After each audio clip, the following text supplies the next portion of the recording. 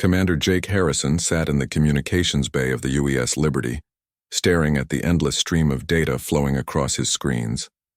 The deep space vessel was humanity's pride, equipped with the most advanced technology Earth could build.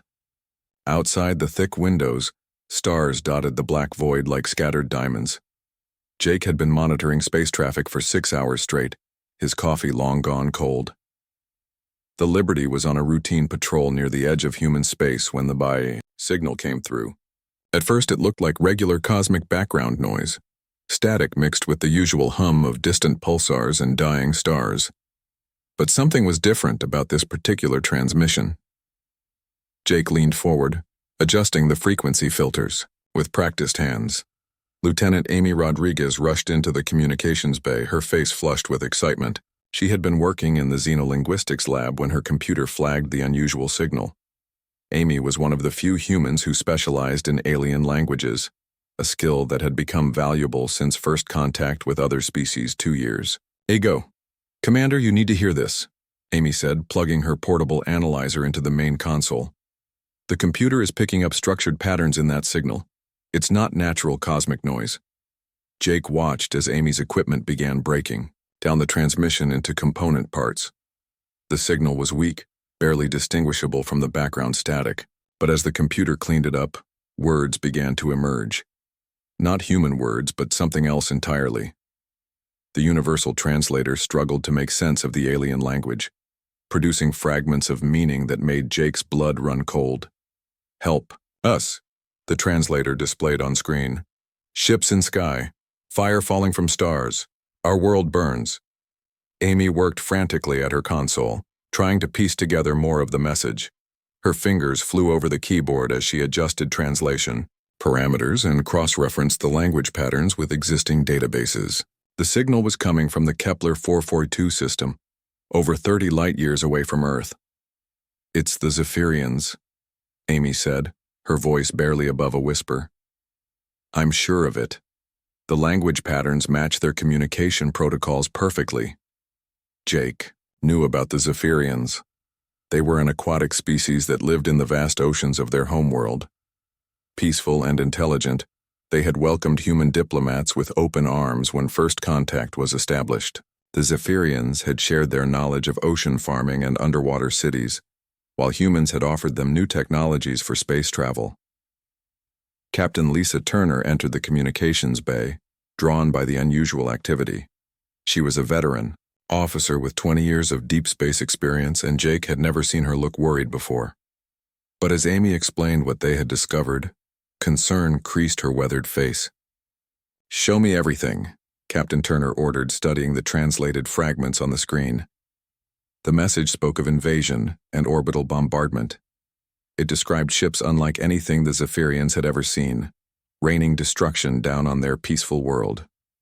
Entire cities were burning and millions of aquatic beings were dying in their boiling oceans.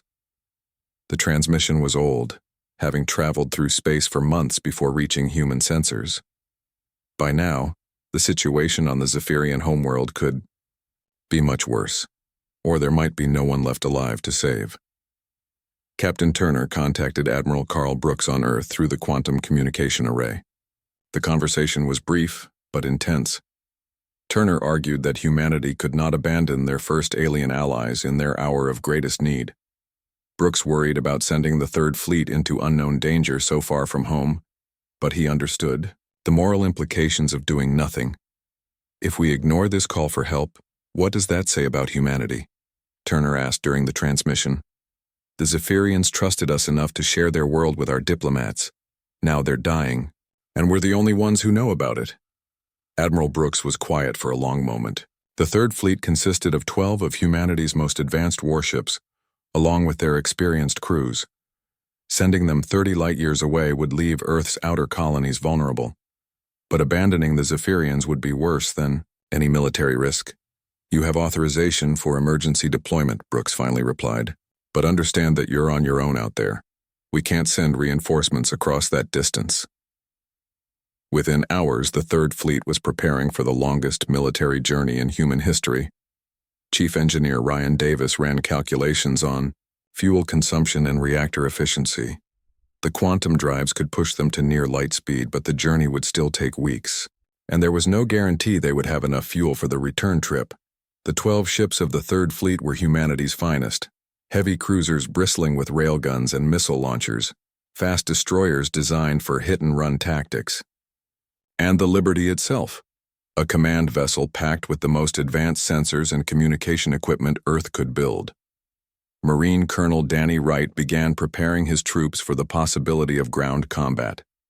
The Marines trained in the ship's gravity chambers, practicing boarding actions and planetary assault scenarios. No one knew what kind of enemy they would face, but they prepared for everything. Weapons specialist Kate Morgan checked and rechecked every gun, missile, and defensive system in the fleet. The ships carried humanity's newest military technology, including experimental plasma cannons and kinetic weapons that could punch through the heaviest armor. Nuclear missiles had been redesigned for space combat, capable of creating miniature suns in the void. As the fleet prepared to enter quantum space, Communications Officer Amy Rodriguez composed a final message to Earth. She knew that once they jumped to faster-than-light travel, all communication with home would be cut off until they reached their destination. "Command, this is the Third Fleet," she transmitted. "We are departing for the Kepler 442 system to respond to the Zephyrian distress call. Estimated travel time is 18 days. If you don't hear from us again, tell our families we answered the call when it mattered most." Commander Jake Harrison watched Earth shrink to a distant point of light as the quantum drives engaged. The familiar stars of human space disappeared, replaced by the strange blue glow of faster-than-light travel. Somewhere ahead of them, an alien world was dying, and 12 human ships were racing through the void to answer a desperate cry for help. The journey into the unknown had begun, carrying humanity's finest warriors toward a battle that would determine the fate of 2 species and perhaps the entire galaxy. The 18-day journey through quantum space felt like an eternity to the crew of the Third Fleet. Inside the strange blue bubble of faster-than-light travel, time moved differently, and the normal rules of physics seemed to bend around them. Commander Jake Harrison spent most of his time in the communications bay, monitoring the ship's systems and trying not to think about what they might find at their destination. Marine Colonel Danny Wright had transformed the Liberty's cargo bays into training grounds. His soldiers practiced combat maneuvers in zero gravity, learning to fight in the cramped corridors of alien ships. The Marines had studied every piece of intelligence about the Zephyrians, but they knew nothing about whoever was attacking them. Wright pushed his troops harder than ever before, knowing that their lives might depend on split-second reactions in an unknown environment.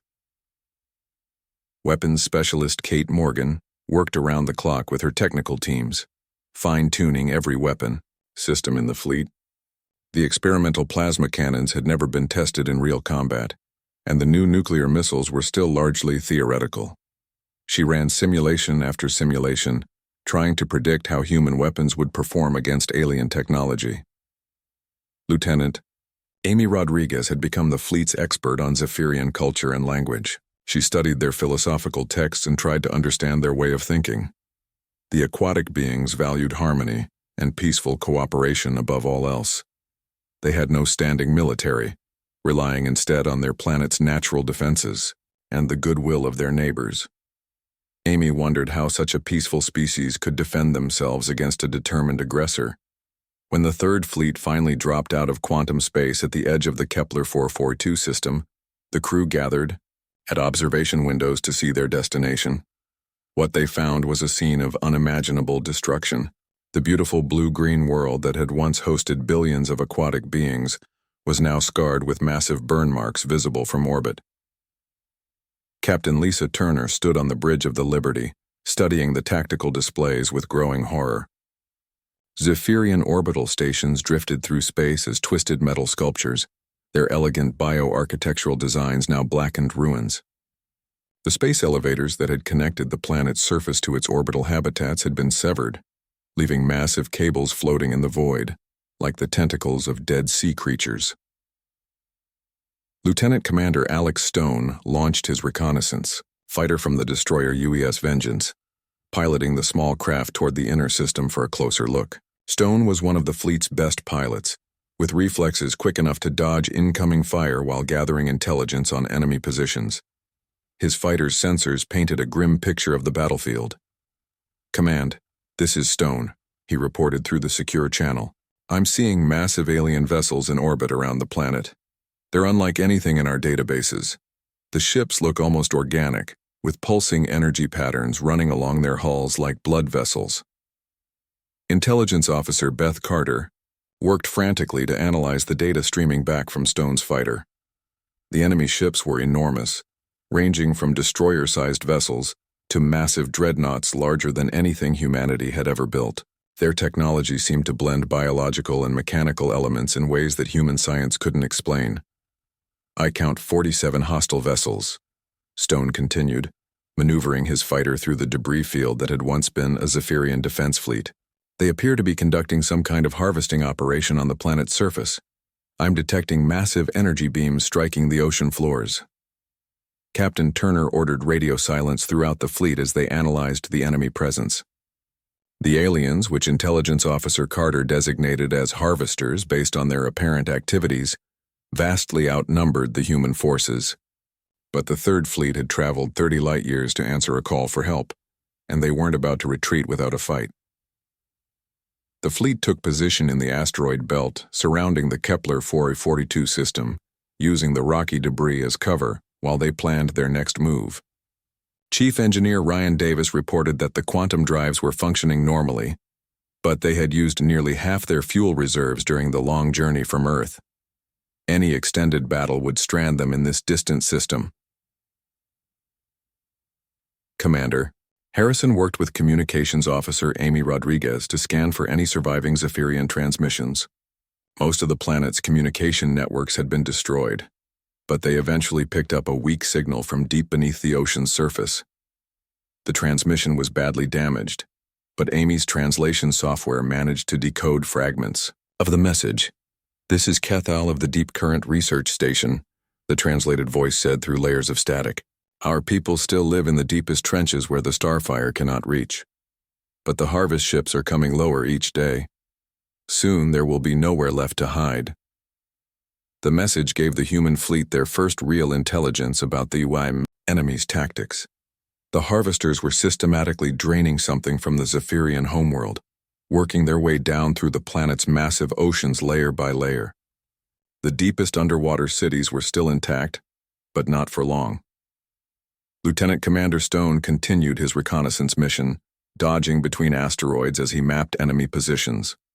The harvester ships moved in a complex pattern around the planet, their energy weapons carving away sections of the ocean floor before moving on to new areas. Whatever they were taking from the planet seemed to require precise extraction techniques. "They're not just destroying the world," Stone reported. "They're consuming it. I'm seeing massive storage tanks being filled with some kind of glowing liquid. They're harvesting the planet's life force itself." Intelligence Officer Carter studied the enemy fleet movements, looking for weaknesses in their formation. The harvesters had positioned their largest ships near the planet's poles, where the deepest trenches provided access to the surviving Zephyrian cities. Smaller vessels patrolled the outer system, watching for any rescue attempts. Captain Turner called a strategy meeting in the Liberty's main conference room. The 12 ship captains of the Third Fleet appeared on holographic displays, their faces grim as they reviewed the tactical situation. They were outnumbered 4-1 by an enemy, with superior technology and unknown capabilities. "We can't save the planet," Turner said, her voice steady despite the impossible odds. "But we might be able to buy time for the survivors to escape. If we can damage their harvesting operation and force them to retreat, some of the Zephyrians might survive long enough for a larger rescue fleet to arrive." The plan that emerged from the strategy session was desperate but achievable. The Third Fleet would divide into 3 attack groups, striking the enemy from multiple directions simultaneously. The goal wasn't victory in conventional terms, but disruption of the harvesting operation and proof that the seemingly invincible aliens could be hurt. As the human ships prepared for battle, Commander Harrison received one final transmission from the dying planet below. Kethal's voice came through the static, weak but determined. "We know you have come from the distant star that shines with friendship," the Zephyrian scientist said. "Our songs will remember your courage even if we do not survive to sing them. The current carries us all to the same destination, whether in victory or in the peace that follows."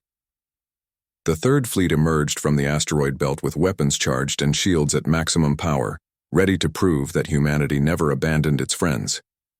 Captain Lisa Turner stood on the bridge of the UES Liberty, watching the tactical display as her fleet moved into attack formation. The 12 ships of humanity's Third Fleet looked tiny compared to the massive harvester vessels orbiting the dying Zephyrian homeworld, but they carried something their enemies had never encountered before: the fury of a species that traveled across the galaxy to honor a promise. The battle plan was audacious in its simplicity. Captain Nick Cooper would lead the destroyer UES Vengeance and 2 escort ships in a diversionary assault on the enemy's outer patrol vessels. Meanwhile, Captain Grace Miller's heavy cruiser UES Defiance would punch through the main enemy formation with concentrated nuclear fire, targeting the largest harvester ships near the planet's north pole. Lieutenant Sam Parker manned the Liberty's tactical station, his hands steady on the weapons controls despite the sweat beading on his forehead. The young officer had trained for this moment his entire career. But no simulation could prepare him for the reality of facing an alien fleet with technology beyond human understanding.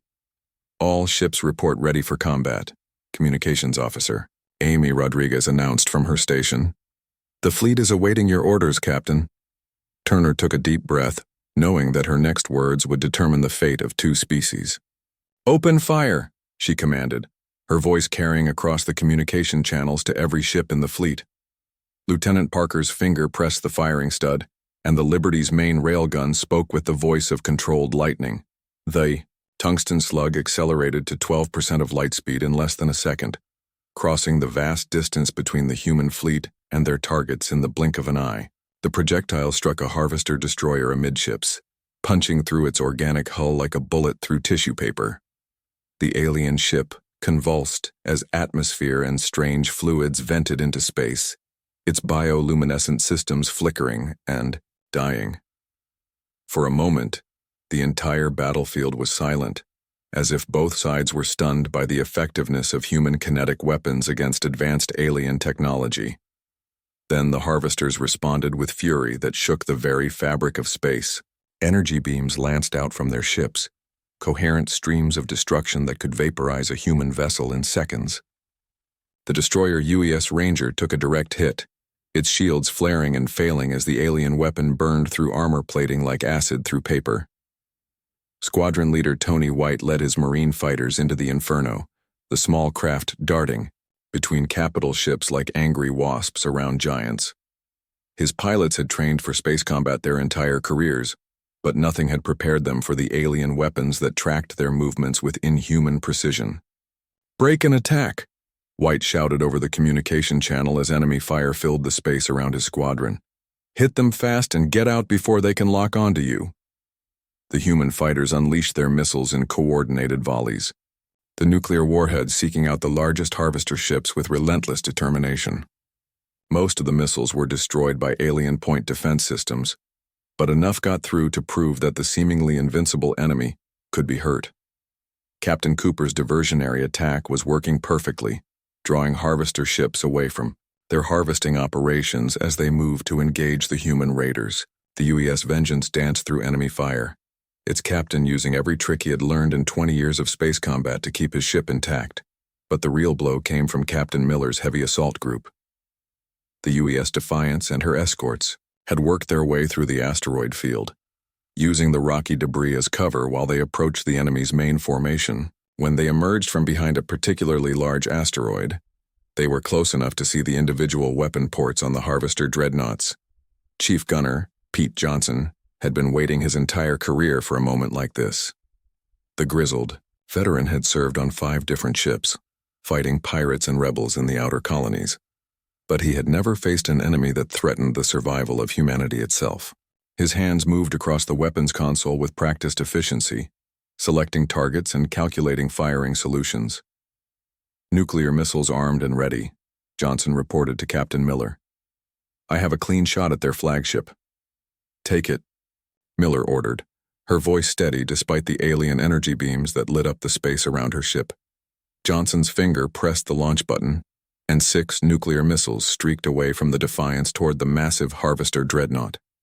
The alien ship's point defense systems desperately tried to intercept the incoming warheads, but human missile technology had been designed to penetrate the most sophisticated defenses. The first nuclear warhead detonated against the Harvester flagship's hull, creating a miniature sun that briefly outshone the system's distant star. The explosion tore through the alien ship's biomechanical armor, exposing the pulsing organs beneath. The second and third warheads followed, each blast driving deeper into the creature's vital systems. For the first time since the battle began, a Harvester capital ship was truly damaged. The massive dreadnought listed to one side, its bioluminescent systems flickering as alien blood or some equivalent fluid vented into space. The sight sent shockwaves through both fleets. Intelligence. Officer Beth Carter intercepted enemy communications as the alien fleet began to regroup. Her translation software struggled with the complex alien language, but the emotional content was unmistakable: confusion, fear, and something that might have been respect. "They're calling us the fire that burns in the void," Carter reported to Captain Turner. "I think they're having trouble understanding how we can fight so effectively despite being outnumbered." The human fleet pressed their advantage, coordinating their attacks to maximize damage while avoiding the alien energy weapons. Marine fighters swarmed around damaged Harvester ships, their pilots looking for weak points in the enemy's organic armor. Several smaller alien vessels were destroyed by concentrated railgun fire, their biomechanical systems unable to withstand the brutal efficiency of human kinetic weapons. But the victory came at a terrible cost. The destroyer UES Phoenix was caught by converging energy beams and vaporized in an instant, taking its crew of 300 with it. The cruiser UES Ranger limped away from the battle with massive hull breaches, its reactor barely contained by emergency force fields. Captain Turner realized that despite their early successes, the human fleet couldn't sustain this level of casualties. The Harvesters were adapting to human tactics, repositioning their ships to minimize the effectiveness of nuclear strikes while bringing their superior numbers to bear. "All ships execute withdrawal pattern Delta," she ordered, watching as her fleet began a fighting retreat toward the outer system. "We've hurt them, but we need to regroup before they overwhelm us." The Harvester fleet pursued the retreating humans, but their movements seemed cautious now, as if they were wary of another surprise attack. The alien commanders had learned that these strange newcomers fought with a determination that their species had never encountered before. As the Third Fleet regrouped near the asteroid belt, Commander Jake Harrison intercepted a transmission from the planet's surface. Kethal's voice came through the static, filled with something that sounded like hope. "The Harvest ships have stopped their work," the Zephyrian scientist reported. "They are moving away from our deepest cities. Your fire has given us time, friends." From the distant star, "We will not waste the gift you have given us." The first phase of the battle was over, but both Turner and her officers knew this was only the beginning. The Harvesters were regrouping near the planet's moon, and intelligence suggested they were calling for reinforcements. Humanity had proven they could fight the alien invaders, but the real test was yet to come. The damaged human fleet regrouped in the shadow of a massive asteroid, using the rocky debris as cover, while they assessed their losses and planned their next move. Captain Lisa Turner studied the tactical reports flowing in from her ship commanders, her expression grim as she tallied the cost of their first engagement with the Harvesters. 3 destroyers had been lost along with their crews, and the heavy cruiser UES Ranger was barely holding together. Chief Engineer Ryan Davis had managed to stabilize the Ranger's reactor, but the ship was in no condition for further combat. Captain Mike Davis, no relation to the engineer despite sharing a name, refused to abandon his command despite the massive hull breaches that exposed entire sections to the vacuum of space. "We can still fight," Captain Davis insisted during the fleet conference call, his image flickering on the holographic display as emergency lighting cast strange shadows across his battle-damaged bridge. "The Ranger's main guns are still operational, and my crew isn't ready to give up." Intelligence Officer Beth Carter had been monitoring enemy communications during the lull in fighting, and what she discovered made the situation even more desperate. The harvesters had sent distress calls of their own, transmitted on frequencies that human equipment could barely detect. A much larger enemy fleet was approaching the system, with an estimated arrival time of less than 6 hours. "We're looking at over 200 additional ships," Carter reported to the assembled captains. "If they reach the system before we can finish the job, we'll be completely outnumbered." Captain Turner made a decision that would either save the day or destroy her entire fleet. The UES Ranger would serve as bait, drawing the regrouped harvester fleet into a trap among the planet's orbital rings. The damaged cruiser would appear to be making a desperate run toward the planet's surface, hopefully convincing the aliens to pursue with their main force. "You're asking me to use my ship as live bait," Captain Davis said, his scarred face showing the strain of keeping his dying vessel operational. "My crew understands the risks, but I want to make sure this plan has a real chance of working." "It's our only shot," Turner replied honestly. "The harvesters think they understand our tactics now, but they don't know about the minefield we're going to plant in those rings." The plan required perfect timing and no small amount of luck. While the Ranger limped toward the planet, appearing to flee the battlefield, the rest of the Third Fleet would position nuclear mines throughout the orbital rings. When the harvesters pursued what they believed was a crippled human ship, they would fly directly into a coordinated nuclear ambush. Weapons specialist Kate Morgan worked with demolitions expert Sergeant Frank Anderson to convert their remaining nuclear missiles into proximity mines. The weapons would lie dormant among the ice and rock of the planetary rings until enemy ships came within range, then detonate in a carefully choreographed sequence designed to maximize damage. Lieutenant Commander Alex Stone piloted his reconnaissance fighter through the rings, mapping safe corridors for the human fleet while avoiding the areas where the mines would be placed. The rings were incredibly dense, filled with chunks of ice and rock ranging from pebbles to asteroid-sized boulders. It was the perfect environment for an ambush. The harvester fleet took the bait exactly as Turner had hoped. Their biomechanical ships emerged from behind the planet's moon in pursuit of the apparently fleeing human cruiser, confident that they could finish off the damaged vessel before the rest of the human fleet could intervene. The alien commanders had no idea they were flying into a trap. Tactical Officer Janet Hughes coordinated the mine detonation sequence from her station aboard the Liberty, watching as enemy ships moved into position among the rings. The harvesters flew in a tight formation, their organic hulls pulsing with bioluminescent patterns that might have been beautiful under other circumstances. "Enemy fleet entering the kill zone," Hughes reported, her voice steady despite the tension that filled the bridge. "All mines are armed and ready." Captain Turner watched the tactical display as the harvester ships moved deeper into the rings, pursuing the wounded Ranger through the maze of ice and rock. The alien fleet was completely focused on their prey, unaware that death surrounded them in the form of sleeping nuclear weapons. "Detonate," Turner ordered.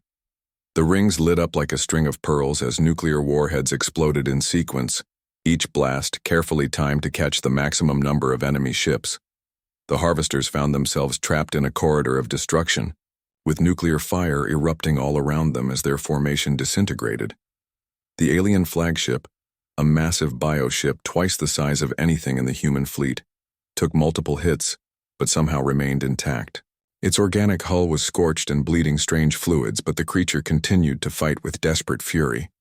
Energy beams lanced out from its weapons, seeking targets among the human ships that had emerged from hiding to finish the job. Fighter pilot Lucy Thompson saw her chance and took it. Her interceptor was already damaged from the earlier battle, its hull scarred by near misses from alien energy weapons. But the fighter's reactor was still stable, and Thompson had an idea that might end the battle once and for all. "This is Thompson," she transmitted to the fleet. "I'm making a run on that flagship. If I can get inside their shields, I can detonate my reactor core right next to their command section."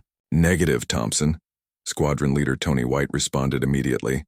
"That's a suicide run, find another way." But Thompson was already diving toward the massive alien ship, her fighter weaving between debris and energy beams as she closed the distance to her target. The Harvester flagship's point defense systems tracked her approach, But the small human craft was too fast and too agile for the alien weapons to lock onto. Thompson's fighter struck the alien ship's hull near what appeared to be its command section, the small craft punching through biomechanical armor before exploding in a brilliant flash of nuclear fire. The blast created a massive breach in the flagship's hull, exposing its internal organs to the vacuum of space. Sergeant Frank Anderson led the Marine boarding party through the gap in the alien ship's defenses, his combat suit sealed against the vacuum as he and his men fought their way through the creature's organic corridors. The interior of the Harvester ship was like nothing in human experience, with pulsing walls that seemed to breathe and passages that branched like blood vessels. The Marines encountered the ship's crew, if that was the right word for the symbiotic organisms that operated the vessel's systems. The aliens were unlike anything in Earth's databases, shifting masses of flesh and metal that seemed more grown than built. Anderson's squad fought with determination born of desperation, using plasma, rifles, and explosive charges to clear their path to the ship's vital systems. "Plant the charges here," Anderson ordered, indicating a cluster of pulsing organs that seemed to serve as the ship's equivalent of a brain or computer core. "If we can take out their command and control, the whole ship should shut down." Q. Demolition charges were set with military precision, each one placed to maximize damage to the alien ship's biological systems. As the Marines evacuated through the breach in the hull, the charges detonated in sequence, sending shockwaves through the creature's nervous system. The massive flagship convulsed as its bioluminescent systems failed one by one. The organic ship began to break apart, its structural integrity compromised by the internal explosions. Alien crew members abandoned their dying vessel in small escape pods, fleeing toward the outer system as their command ship died around them. The sight of their flagship's destruction broke the Harvester fleet's will to fight. The surviving alien ships began retreating toward deep space, abandoning their harvesting operation and the dying planet they had been consuming. But Intelligence Officer Carter's intercepted communications suggested this victory was temporary, at best. "They're not giving up," she reported to Captain Turner. "The retreating ships are transmitting coordinates to something approaching from outside the system. I think the main fleet is almost here." Commander Jake Harrison confirmed Carter's worst fears as his sensors detected massive energy signatures at the edge of the system. The Harvester reinforcements had arrived, and they brought with them a fleet that dwarfed both the human Third Fleet and the forces they had just defeated. Over 200 alien ships were moving toward the inner system, their biomechanical hulls pulsing with the promise of revenge. The tide of battle had turned in humanity's favor, but the war for the Zephyrian homeworld was far from over. The massive Harvester reinforcement fleet emerged from the darkness at the edge of the system, like a plague of organic ships, their bioluminescent hulls pulsing with malevolent life. Captain Lisa Turner watched the tactical display with growing dread as sensor readings revealed the true scope of what humanity faced. Over 200 alien vessels of every size class, from fast attack ships to dreadnoughts that dwarfed entire human colonies. Commander Jake Harrison worked frantically at his communications station, trying to establish contact with any surviving Zephyrian forces on the planet below. The nuclear ambush in the rings had bought them time, but not nearly enough to evacuate the aquatic beings who had called for help across the void. A weak transmission finally broke through the interference from the battle debris. Kethal's voice, carried across space from the depths of his dying world, filled with gratitude despite the approaching doom. "Friends from the distant star, your courage has given my people hope in our darkest hour," the Zephyrian scientist transmitted. "Many of us have reached the deepest trenches where the harvest beams cannot penetrate, but we know the enemy will return with greater numbers. You must save yourselves now before it is too late." Captain Turner faced an impossible choice. The approaching Harvester fleet would arrive within hours, bringing enough firepower to crush what remained of the human Third Fleet. Staying meant certain death for her crews, but leaving would condemn millions of Zephyrian survivors to eventual extinction. The solution came from an unexpected source. Chief Engineer Ryan Davis had been studying the captured data from the destroyed Harvester flagship, analyzing the alien technology that Sergeant Anderson's Marines had retrieved during their boarding action. What he discovered changed everything. "Captain, you need to see this," Davis reported, his voice filled with excitement despite their desperate situation. The harvesters aren't just destroying worlds for conquest, they're parasites. They consume the life force of entire planets to fuel their expansion across the galaxy. Intelligence Officer Beth Carter confirmed Davis's findings as she decoded more alien communications.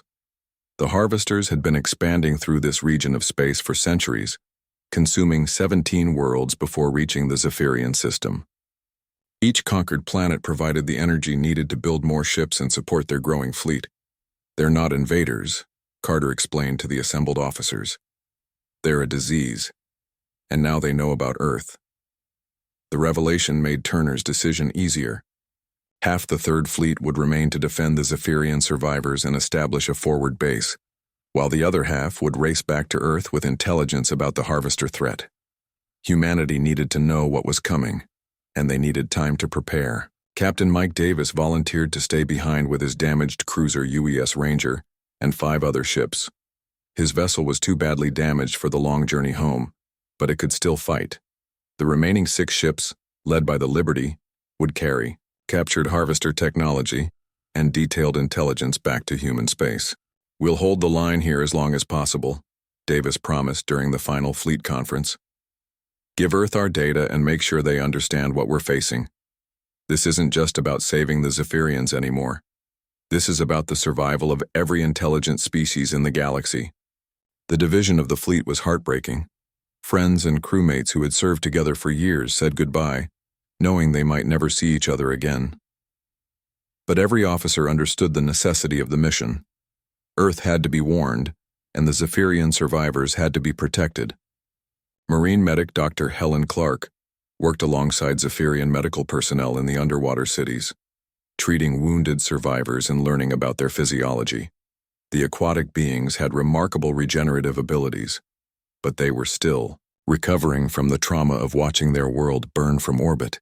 Kethal proved invaluable as a source of intelligence about harvester tactics and technology. His people had been tracking the alien expansion for decades, gathering data on their methods and capabilities. The information he provided would be crucial for Earth's defense preparations. The harvest fleets move in cycles, Kethal explained through the universal translator. They consume a world's life force over several rotations, then move on to seek new sources. But your species has shown them something they have never encountered before. What's that? Dr. Clark asked as she tended to a wounded Zephyrian child. Defiance, Kethal replied. In all their conquests, no species has ever traveled across the stars to defend strangers. The harvesters understand fear, desperation, and submission. But they do not understand courage. The retreating half of the Third Fleet engaged their quantum drives and disappeared into the blue glow of faster-than-light travel, racing back toward Earth with their vital cargo of alien technology and intelligence. The journey would take 3 weeks, during which Chief Engineer Davis and his teams would work to reverse-engineer harvester power systems and weapons. Captain Turner spent the long journey composing her report for Admiral Brooks and the United Earth Council. How could she explain the scope of the threat they faced? How could she convey the desperation of the Zephyrians and the courage of the crews who stayed behind to defend them? The 6 ships of the returning fleet limped into Earth's solar system. 3 weeks later, their hulls scarred by battle and their crews exhausted by the longest military campaign in human history, Admiral Brooks was waiting for them at Luna Station, his face grim as he reviewed the preliminary reports. "How bad is it?" Brooks asked as Turner's shuttle docked with the orbital facility. "Worse than we imagined," Turner replied, handing over the data cores containing everything they had learned about the harvesters. They're not just another alien species with territorial ambitions. They're a galactic plague, and we're next on their list. The intelligence analysis took days to complete, but the conclusions were clear. Earth faced an enemy unlike anything in human history. The harvesters possessed superior numbers, advanced technology, and a single-minded drive to consume all intelligent life in their path. Humanity's only advantages were determination, tactical flexibility, and the element of surprise. Admiral Brooks called an emergency session of the United Earth Council, presenting Captain Turner's findings to the assembled representatives of humanity's colonies and nations. The debate was brief but intense, with some arguing for immediate evacuation of Earth's outer settlements and others demanding a massive military buildup. Turner was promoted to admiral and given command of humanity's largest fleet construction project. Shipyards throughout the solar system began working around the clock, building new vessels equipped with the latest human technology, enhanced by captured harvester innovations. Every able-bodied person was recruited for military service or defense production. But even as Earth prepared for war, Turner's thoughts remained with the brave crews who had stayed behind to defend the Zephyrian survivors. Long-range communications with the Kepler 442 system had been cut off since the Harvester reinforcements arrived, leaving their fate unknown. The final scene of humanity's first interstellar war took place in the chambers of the United Earth Council, where Admiral Turner addressed the assembled representatives of her species. She spoke of the courage shown by every member of the 30 fleet, of allies found among the stars and of enemies that threatened all intelligent life. When the universe called for help, humanity answered with fire, she said, her voice carrying across the council chambers and through communication networks to every human settlement in the solar system. We traveled 30 light-years to defend people we barely knew because that's who we are as a species, and now the enemy knows we exist. Turner paused, looking out at the faces of humanity's leaders, each one understanding the magnitude of what was coming. The Harvesters have consumed 17 worlds in their expansion across this region of space, she continued, but they've never faced a species like ours. They understand conquest and submission, but they don't understand the fury of a people who will cross the galaxy to defend their friends. The Council voted unanimously to authorize the largest military mobilization in human history. Factories were converted to weapons production, civilians were trained for combat, and every ship in the merchant fleet was prepared for military service. Humanity would meet the Harvester threat with everything they had. As the meeting ended, Turner stood at the observation deck of Luna Station, looking out at the blue marble of Earth hanging in the void. Somewhere out there, 30 light-years away, Captain Davis and his brave crews were still fighting to protect the Zephyrian survivors. The war for the galaxy had begun, but humanity would face it with the same courage that had carried the Third Fleet across the void to answer a desperate call for help. The SOS had been answered with fire, and the galaxy would never be the same.